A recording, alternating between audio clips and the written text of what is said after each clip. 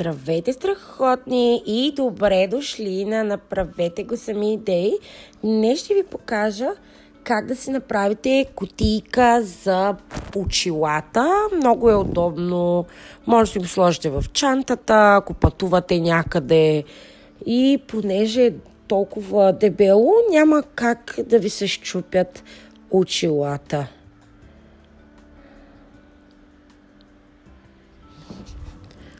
Имате нужда от естествено игли, ножица, копче, естествено и плат, който ви харесва,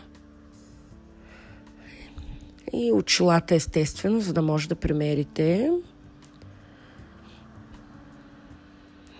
Ето вижте как съм го отрязала. Прави се кръг. Естествено, че трябва да е по-голям от очилата. Ето, ще ви покажа как ще се сгъне.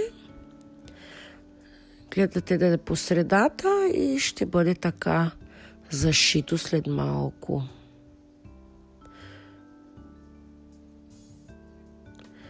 Затова трябва да е доста по-така голямо. Аз съм сложила около 10 см общо, от всяка страна по 5 см. Затова използвам линейка. Вижте, за да направите кръга по-добре. Ако нямате естествено нищо, с което да си направите кръга прецизно, просто го сгънете на 4, както ви показах. И така ще разберете как да стане.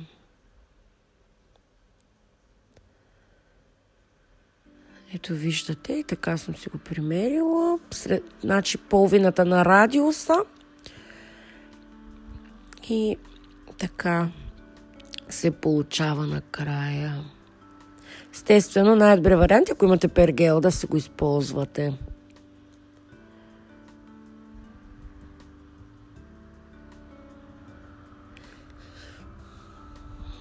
Ако го отрежете, виждате като се отвори, си става кръга.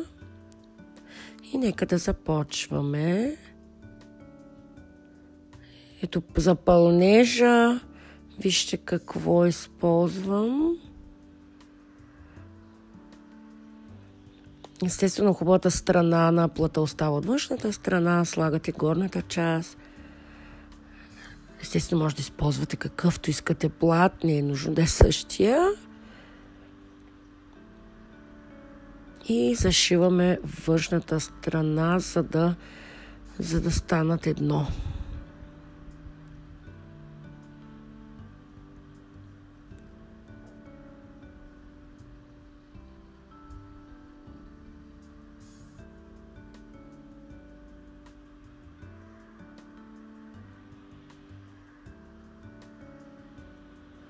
След като зашихте всичко, естествено отразвате краищата малко и вижте как се поставя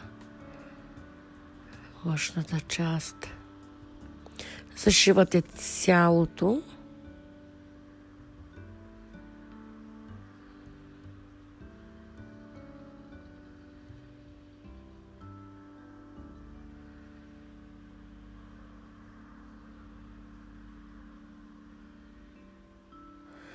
След като сте готови, естествено отрязвате краищата, обръщате от другата страна. Вижте как желателно се направи, за да не се вижда толкова отвън. За да не стърчат нещата, може да го зашиете, може да си го отгладите първо, за да ви е по-лесно.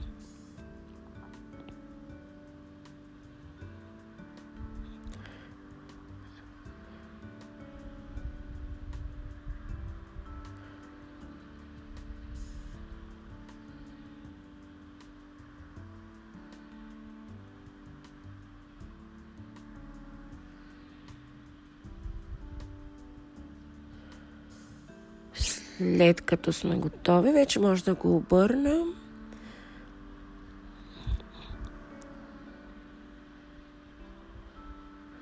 Сега ще ви покажа как да го сгънете. Слагаме очилата, за да измерим хубаво. Така.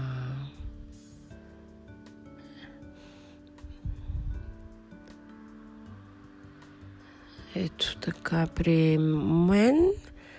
Ето се вижда, че аз го огладих и сега ще го закрепя с кърфицата.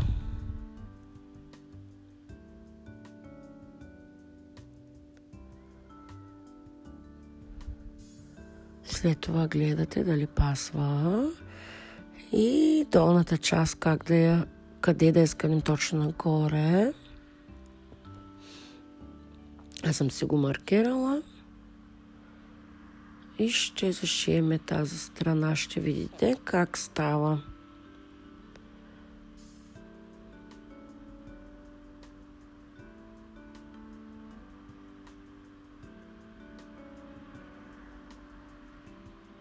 И накрая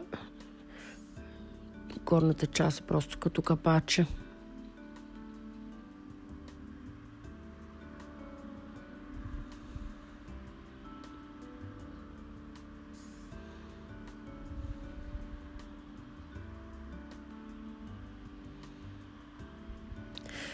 Както виждате, сложих и един ластик и това красиво копче. Като се затвори, вижте колко красиво изглежда. И със сигурност няма да ви се счупят очилата. Внимавайте да вземете пълнежа да е някакъв много по-така дебеличък плат. И това беше от мен. Надявам се, че ви хареса. Оставяйте лайкове, коментирайте как вие сте го направили. Абонирайте се за канала. Чао, чао!